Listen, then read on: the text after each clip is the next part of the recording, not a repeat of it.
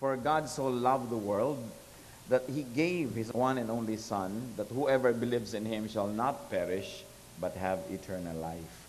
So nagsimula ang lahat-lahat dahil sa love. Because of love, God created man, because God wants to fellowship with man. Man fell, so anong ginawa pa rin ng Diyos? Out of love, devised a rescue plan, and because of God's love, He sent His Son, Jesus, to die for us. God is love, and love is God's even new commandment. So John 13:34-35, a new command I give you, love one another, sabi ni Lord. As I have loved you, so you must love one another. By this all men will know that you are my disciples, if you love one another. Ang ating pong pag-aaral ngayon, pinamagatan natin love, the origin, the journey, and the destination. That love is the origin of everything we do and we are. That love is the journey that we take, and it is the destination that we all aspire for. Heavenly Father, we pray that you may be our speaker. Thank you, Lord, for this privilege of fellowship with one another, the fellowshipping that happens among your workers in this church. We thank you that you are a wonderful God, that you are a working God. When the Bible opens, we see you, Lord, working. You are creating. And then all throughout the Bible, you were sustaining and loving and saving. And that still you will be coming back, O Lord Jesus, and you are perfecting us. You are always at work, O God. And we thank you that you have called so many workers in this church. Lord, we now ask you to bless your workers. Refresh us, restore us, empower us, inspire us, so that we may accomplish greater things for you and in your name. And in the name of your Son, Jesus, we reject all work of evil, all ideas that are false, all half-truths, all lies, we reject in Jesus' mighty name. And in spite of who we are, we dare ask you, Lord, to bless us with the truth. Give us your truth. And may you give us the wisdom to apply this truth in our daily life. Lord, be the speaker. Speak to your people. Bless your workers. We seek you in Jesus' mighty name. Love, the origin, the journey, and the destination. At atin pong sariwain ang isang talaga namang sikat na chapter sa New Testament na bihira naman natin na pag-aaralan sa ating mga gawain sa church. 1 Corinthians 13 verses 1-3. If I speak in the tongues of men and of angels, but have not love, I am only a resounding gong or a clanging cymbal. If I have the gift of prophecy and I can fathom all mysteries and all knowledge, and if I have faith that can move mountains, but have not love, I am nothing. If I give all I possess to the poor and surrender my body to the flames, but have not love, I gain nothing.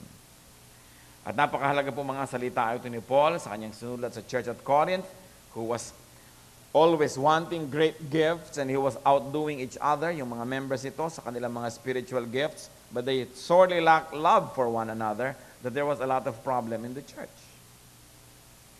It points us to the emptiness of lovelessness. That to be loveless is to be empty. There is so much emptiness in lovelessness. Katulad nga po ng mga sinabi sa 1 Corinthians 1:1-3, ini-enumerate yun. No? That some of the most coveted, most important spiritual gifts and qualities of Christian workers, inisa-isa, what were they? Speaking in tongues. That was valued a lot at the church in Corinth. Prophecy, or the capacity to teach and to preach God's word. Charity, giving to the poor, even to the point of sacrifice. That you allow your body to be burned for a cause. Pero sabi ni Paul, speaking in tongues, prophecy, charity, sacrifice, great things yan. But they are all nothing and meaningless without love. And it's an important reminder for us workers. We may be gifted, we may be trained, we may be learned, we may have charm, but without love, that amounts to nothing.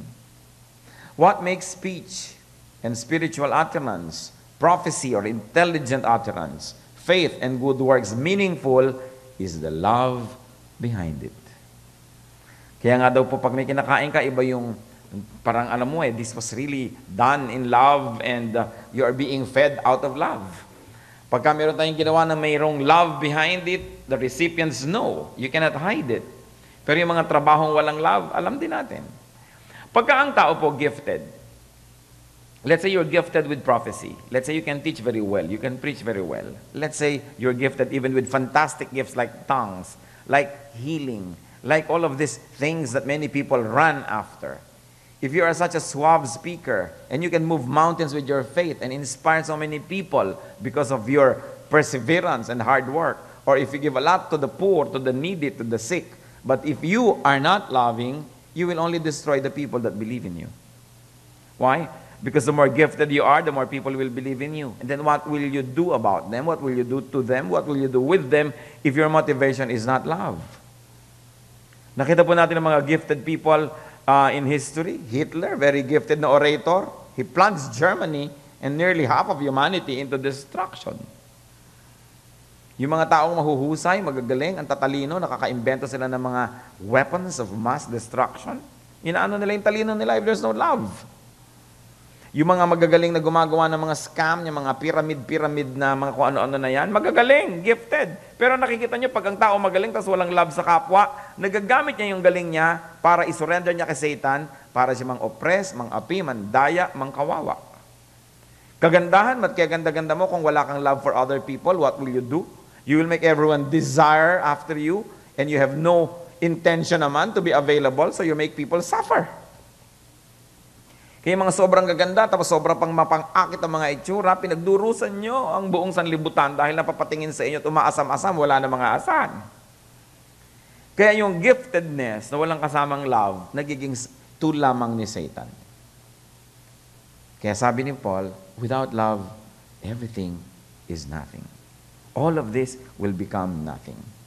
So we Christian workers, we Christian people, we who serve the Lord, love should be the origin, the journey, and the destination of everything we do. What do we mean? Ang motivation natin sa lahat ng ginagawa natin, love dapat.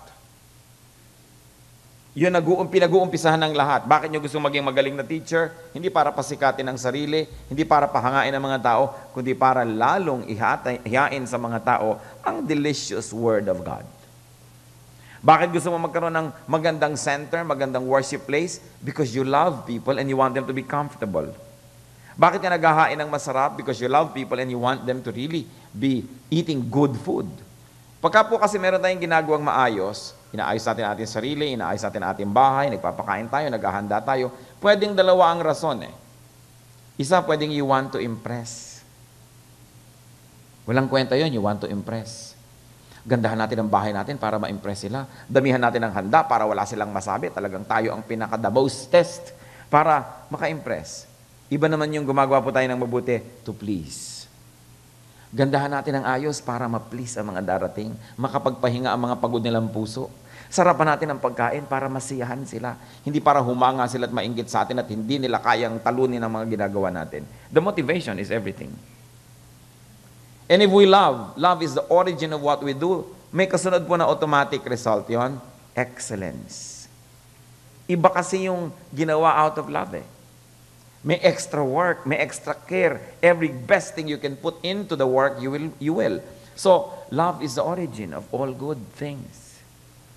Lagi natin chinecheck ang ating sarili. Why do I want to sing in the choir? Why do I want to dance in the worship team? Why do I want to be a pastor? Why do I want to be a deaconess? Why do I want to be this and to be that? Is it because I love God and I love God's people and I like to serve?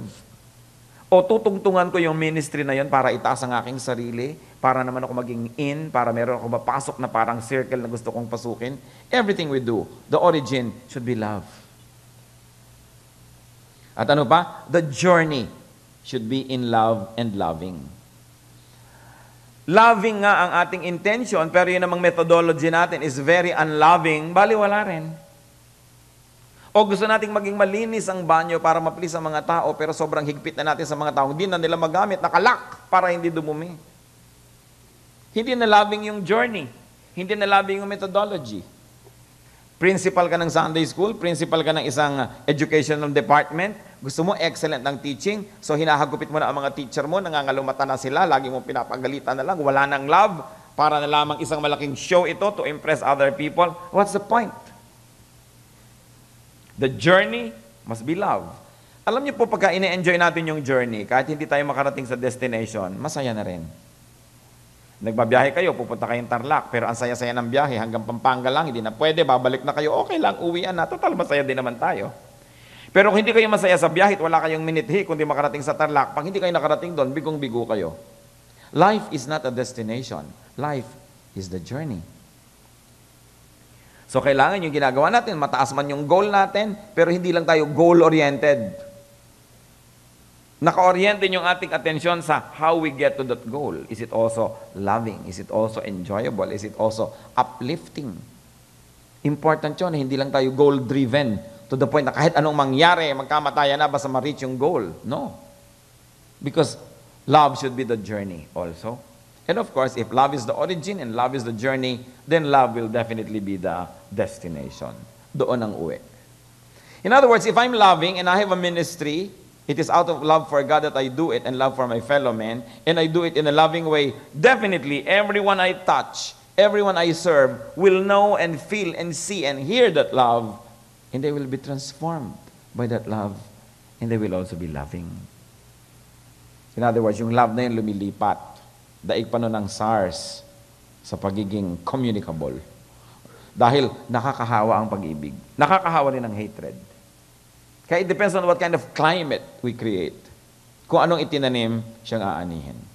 What are the many facets of that love that 1 Corinthians talks about? 1 Corinthians 13, 4-7 gives us insight into the many facets of godly love. Love is patient. Love is kind. It does not envy. It does not boast. It is not proud. It is not rude. It is not self-seeking. It is not easily angered. It keeps no record of wrongs. Love does not delight in evil, but rejoices with the truth. It always protects, always trusts, always hopes, always perseveres. So ano po ang nakita natin dyan sa mga verses na yan? That love is patient. Are you patient?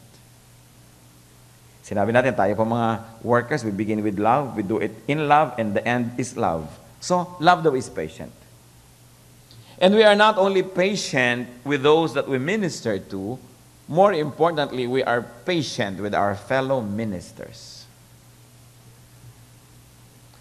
Pagka kasi nagtatrabaho po ang mga tao, it is so easy to have conflicts. Kaya pinapansin nyo kahit sa mga churches, it is so easy to love the crowds.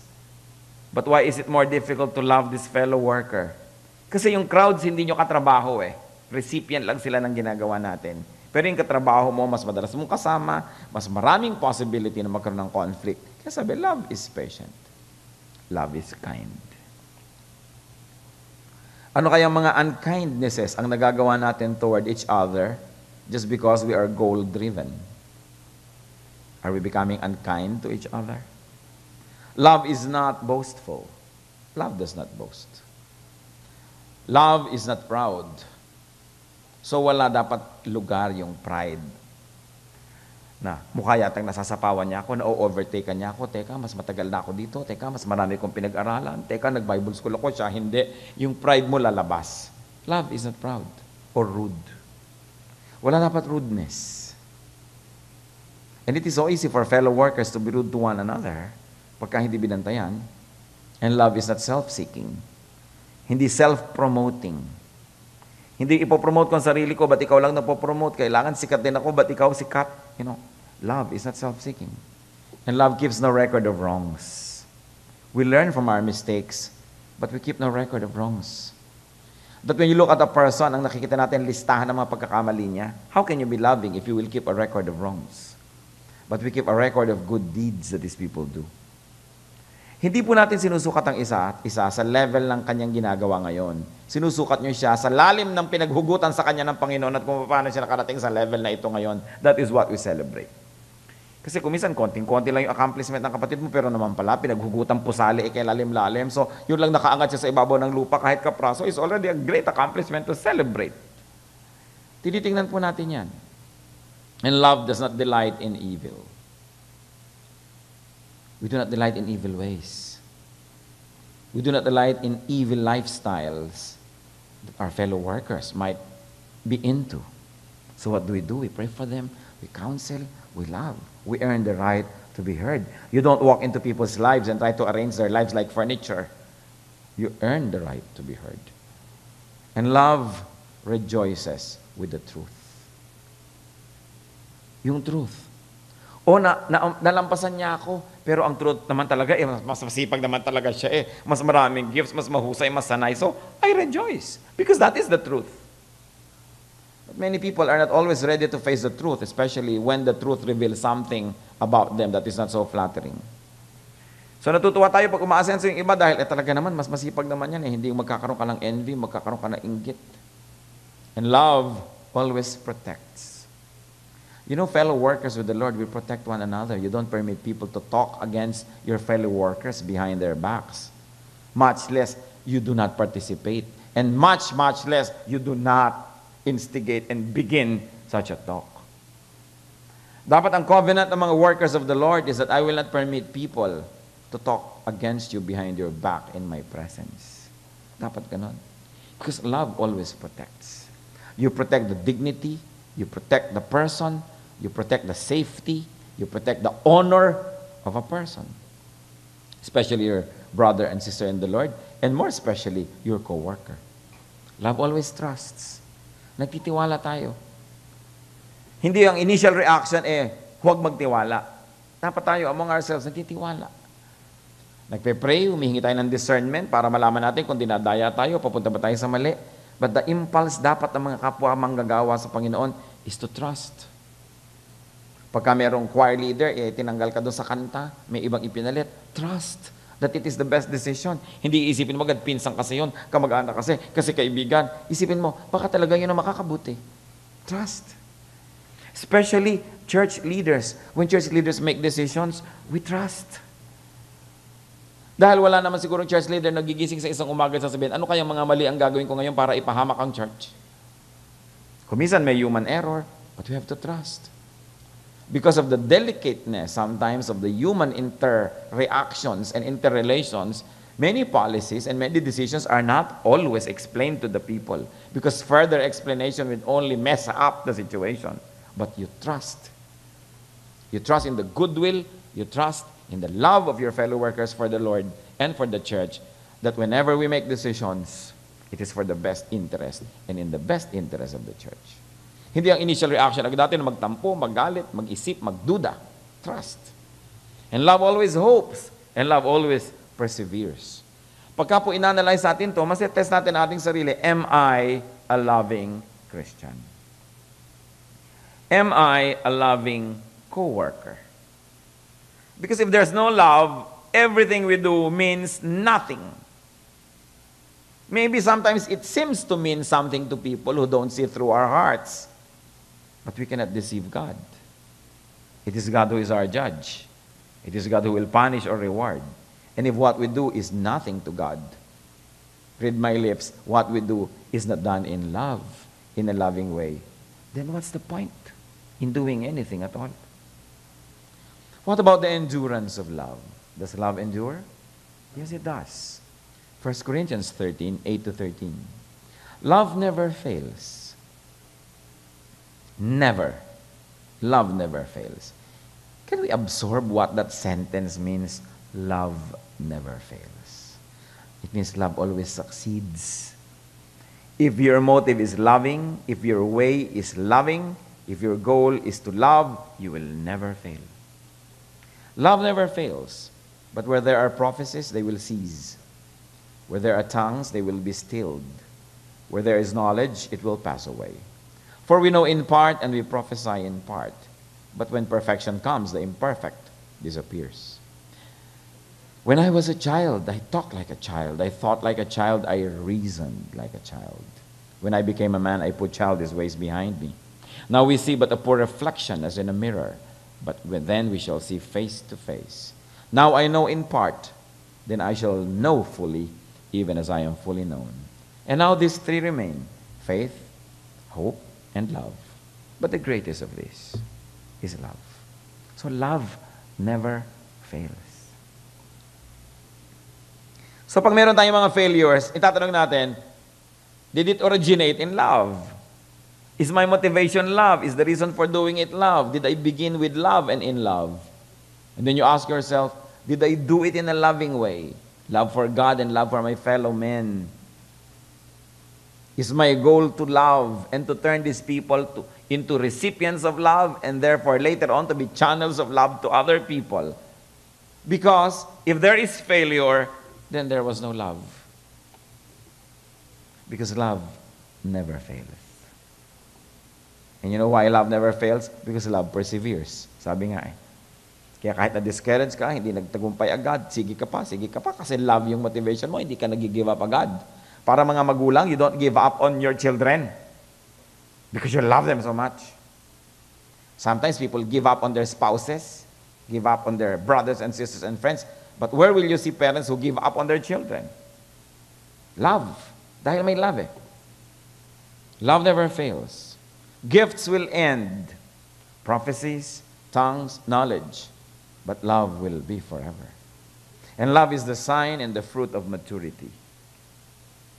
Yung mga sinasabing, when I was a child, I thought like a child, I reasoned like a child. Ibig sabihin lang, when I was childish in the faith, I was not loving.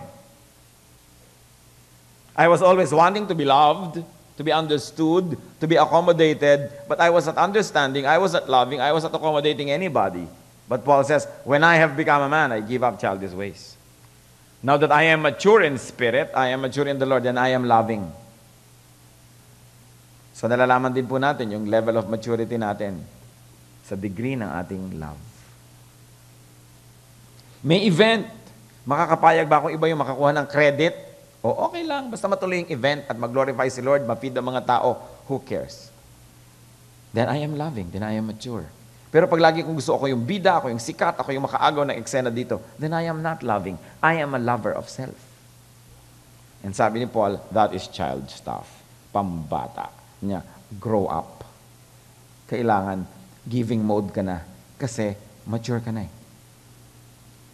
Faith is very great because faith can move mountains. Hope is great because it can see you through the darkest of nights. But the Bible says love is greater than faith and hope. People who love are great because love is the greatest. So what we do should originate in love. What we do should be done in love. Hindi pag may nag-o-oppose sa inyo ng konti, ang gusto nyo na agad patalsikin. Elder ka, deacon ka, meron kang isang medyo difficult person to deal with, ang gusto mo na agad, alisin siya, mabura siya sa mapa, dahil ang tingin mo sa kanya sa gabal. Pagka po kayo elder, deacon, director, manager, whatever, pastor, principal, may mga mahirap na katrabaho, may mahirap na mga taong nandun na makasama, mission field yon. It is sent. They are sent by God to us to be loved. Kasi kadalasan, kaya lang sila ganon, kulang lang yan sa pansin. Kulang lang sa love. Tapos ikaw naman gusto mong eliminatein agad. Meron ako isang deaconess, lagi na lang nagre-reklamo, tanggalin niyo naman pastor, ilipat niyo sa ibang daughter church. Nasaan yung love mo? Ibig sabihin, lahat ng taong hindi mo gusto mo tanggalin sa operasyon. Hindi ka loving, hindi ka dapat maging leader. Dahil kung tatanggalin niyo lahat ng mga taong nakakakonsume, walang matitira, kayo unang-unang mawawala eh. Dahil lahat naman tayo nakakakonsume. Tanungin niyo nga sa katabi niyo, am I lovable? Huwag kayong magsisinungaling. Lovable ba talaga? Sabi mo, with the love of the Lord, I can love you. Hindi dapat ini-eliminate yung mga taong mga mahihirap kasama kasi mission field natin yun eh. Kaya nga inilalagay ni Lord sa ating poder para maibig, matutunan, matrain, para later on nakikita natin changes sa kanila. Dahil kung ang gusto niya lang kasama lagi, yung magaan kasama, yung madaling kasama, yung masarap kasama, bakit pa may church? Salt nga tayo and light of the world. Ang hinahanap natin yung madilim, yung matabang, yung nabubulok para pakinabangan yung salt and light. So look at your coworkers and look at people around you from a new perspective. The more difficult the person, you say, wow, siguradong grabing grace ang ibibigay sa akin ni Lord kasi nilagyan ako ng ganitong kasama. And then I will mature. Then I will be loving. Because you know, people need love, especially when they don't deserve it. Have you ever considered that people need love, especially when they don't deserve it? So what we do should originate, be done in, and result in love. In other words, our audience gets loved. By audience, I mean everybody who hears us and sees us. Co-worker or the people who are the object of our ministry should get loved. And then when they get loved, they become loving. Yung mga taong hirap kasundo, hindi lang kasi siguro minahal ng tatay, ng nanay, ng lola, kaya mga ganyan. Kaya dapat, let's make up for what humanity owes them, so let's love them. And they'll be changed. Especially Filipinos. There's one thing about Filipinos that very observant anthropologists and sociologists and psychologists notice. Filipinos remember feelings. More than they remember thoughts, more than they remember ideas, they remember feelings. Think of the people that you like. It's all about them making you feel good. And think of the people you don't like. It's all about them making you feel bad. Kahit pa sila mayaman, magaling, matalino, maganda, kung inisnab ka, ayaw mo. Kung di ka pinahalagahan, hindi ka binagyan ng importansya, ayaw mo. Kahit ang dami niyang accomplishment, mas gusto pa natin yung wala accomplishment kasi they make us feel good. Filipinos remember feelings. Kaya napakahalaga, when we deal with people, itatanong natin sa sarili natin, what feelings am I inspiring them to have? What feelings about me will they remember? Was it a pleasant or an unpleasant feeling? Kaya po, ang maganda mag-review.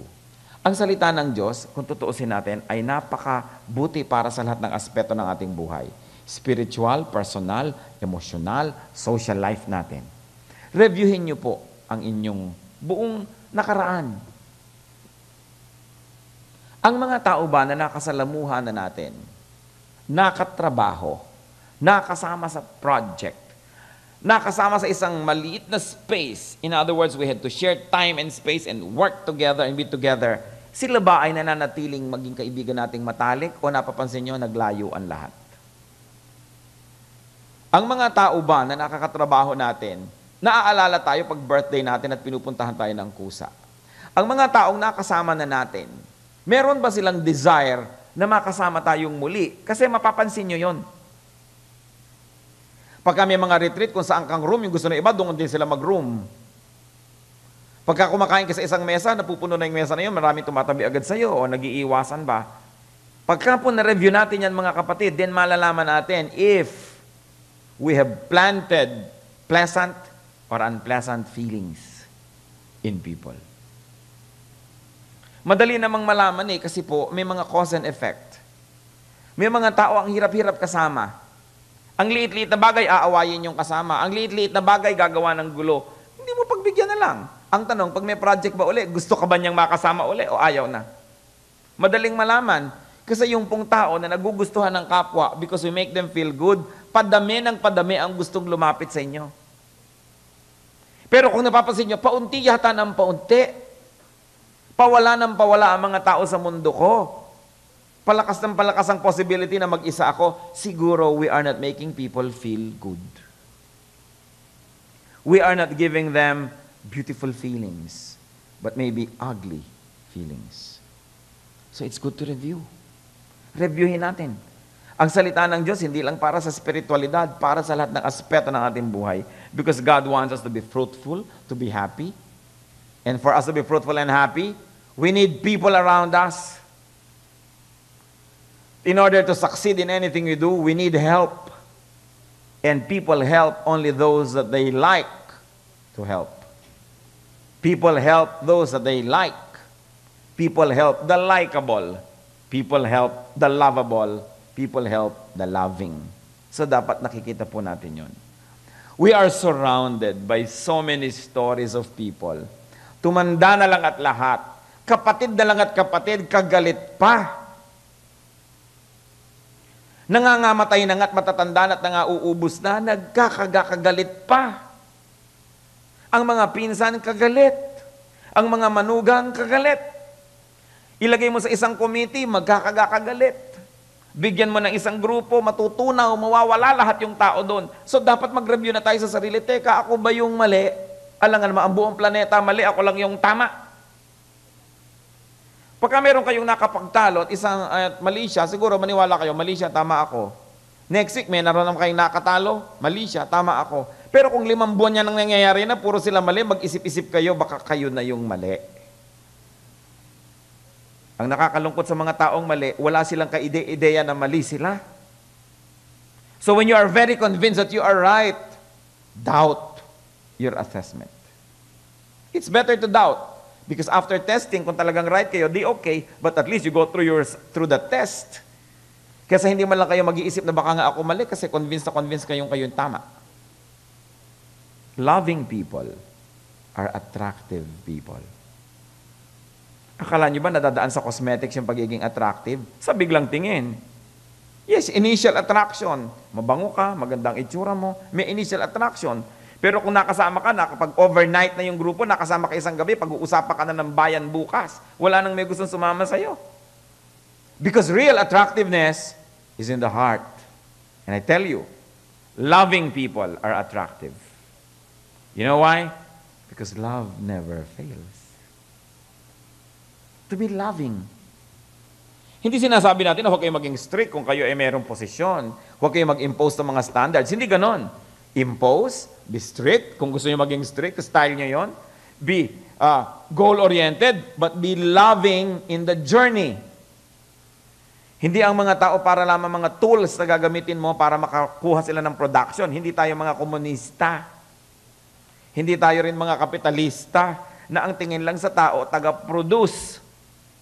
Yung mga tao are ends by themselves. Si Peter, nung inire-restore ni Lord sa ministry, tinanong niya 3 tanong. Peter, do you love me? Yes, Lord, you know that I love you. Feed my sheep. Peter, do you love me? Yes, Lord, I love you. Tend my flock. Peter, do you love me? The 3rd time, Peter said, Lord, you know everything. You know that I love you. And the Lord said, take care of my sheep. The same question yan. Tinatanong sa atin ni Lord. Do you love me? Sagot natin siyempre, Lord, yes. Kumakanta pa nga kami ng mahal na mahal kita, Panginoon. Hindi nyo ba nadidinig? Sasabihin ni Lord, take care of my sheep. Take care of my flock. Feed my sheep. Do that in love. Bible study leader ka, galingan mong training. Galingan mong preparation. Do it in love. Because when your lesson is done well, they will not only know the lesson, they will love the learning experience, and therefore they will learn more, and probably they will even want to teach. Kung effective ang teacher, nagkakaroon ng desire yung mga tinuturuan niya na maging teacher din. Kasi ang taas-taas ng pagtingin niya sa teacher, gusto niya rin siyempre magkaroon ng ganung pagtingin sa kanya yung kapwa. Do we love God? Do we love the people? Then we should feed and feed in love. Binibigyan mo nga ng pagkain, hinahagis mo ng pork chop. Ayan! Di ba may mga ganun magbigay? Bibigyan ka ng pang-enroll, binura-mura ka muna bago ka bigyan. Bibigyan ka nga, kutakot-takot naman ng mga dabog ang ginawa. Ipinagluto ka nga, binalibag na lahat. Bali, wala. Ang natira pang feeling sa'yo, nainis ka pa, imbes maging grateful. Because the way is not loving. So it is important to be loving. And you know, brothers and sisters, fellow workers in the Lord, we are to love one another first. Kailangan niyang katabi nyo na yan, nasa likod nyo, nasa harapan nyo. Mamahalin muna natin yan bago natin mamahal yung throngs and multitudes that the Lord gives us to serve. Siyempre, yung mga sundalo, nagtutulungan muna, body-body, nagsusupport sa isa't isa yan bago sila sumalakay at bago nila gawin ang kanilang mission. There's got to be that affinity. Do you find anyone among us unlovable? It is possible, di ba? Do you find anyone among us repulsive? It is possible. But remember what we have said. People need love, especially when they don't deserve it. Because if people already deserve love, then they don't need it. You know why? Because a lot of people already love them because deserving sila. Pero tayo yung naghahanap ng isang tupang nawawala kahit yung siyam nandyan. So, ang dami mga lovable, hinahanap din natin yung unlovable. And we allow the love of Christ to to flow in us and through us to that person so that that person may find love and himself or herself be loving later. Tayo yung mga doktor, mga nurses, mga technicians sa ospital ng Diyos, ang hanap-hanap natin, pasyente. Hindi tayo gym na ang hinahanap na natin ay yung mga well-toned at saka ang gagaling na mga katawan. Tayo yung ospital. Ang hanap natin, ano? Ano? Pasyente. Yan ang hanap natin, pasyente. Hindi pag nakakakita kang pasyente, umiiwas ka, ay, ang lubha, ayoko sa kanya. Nakakita tayo ng member, ay, pasyente to, ang lubha, ito ang hinahanap ko. Diba? Nagba-Bible study leader ako, may pagkagulo-gulo, ito ang gusto ko. Kasi yung character niya, gusto ni Lord yan na mag-improve. Gagamitin ako ni Lord. May co-worker ako, ang kulit-kulit, ito ang hanap ko, pasyente. Because the church is a hospital. Siguro pag clear sa atin yon, malalaman natin yung role natin. Hindi ko tulad ng mga ospital na may sakit ka, tinatanggihan ka dahil ayaw po namin sa inyo may sakit kayo. Ba't pa siya naging ospital? We are a hospital. We like patients. And we have to love those patients. Because they don't deserve the love. And because they don't deserve it, therefore they need it. Yun yung love of Christ. Nang lagi nating hinahanap sa Panginoon, Lord, give me a father's heart. Give me a mother's heart. Give me your heart, O Lord. Kung heart lang naman natin ang masusunod siyempre ayaw natin ng pasyente. Pag may dumadating na makulit, iiwasan na kayo lahat. Kahit sa church office, pag may dumadating na magulo, gustong pagsarhan. Ayan na magulo, isara ang opisina. Diba? Pero eto na ang pasyente. Parang ER, no? Pinagkakaguluhan ka dahil dumating ka, aayusin ka. It is important that we remember such basics. And then we have to pray for people. Pray for the unlovable. Pray for the difficult to love. Pray for the unattractive. Pray for the repulsive. Because when you do, miracles happen. The miracle can be 1, the person changes, or 2, the person doesn't change, but you change. Magkaroon din ng change. Nagkaroon din ng loving relationship. Fellow workers in the Lord, commit to love. Pray to love, to be loving. Think in love. In all the days of your life, act in love. You know why? Because the God who saved us, who created us, the God whom we serve, is a God of love.